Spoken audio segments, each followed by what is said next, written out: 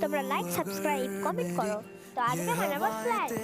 দেখো কত সুন্দর সাদা স্লাইম। তো প্রথমে লাগবে চিনি, সুগার, তারপরে লাগবে জল মানে ওয়াটার। এটা মিক্স করতে হবে, মানে মেশাতে হবে ভালোভাবে। তারপরে তোমাদেরকে বলে দিচ্ছি, তারপরে লাগবে এখানে কালার মানে রং। তারপরে তোমরা এখানে যে কোনো রং ইউজ করতে পারো এই চিনি সিরাপটাতে।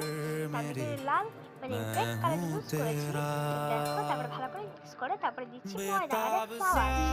দেখো তারপরে ফ্লাওয়ার ময়দাটা ভালো করে আমরা মিক্স করবো।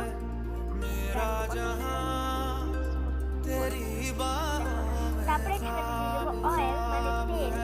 তো দেখো তেল দিয়ে ভালো করে মিক্স করে নেবো। তোমরা ঘরে এটা বানাতে পারো, বা তোমাদের ফ্যামিলিতে তোমরা এটা বানাতেই পারো।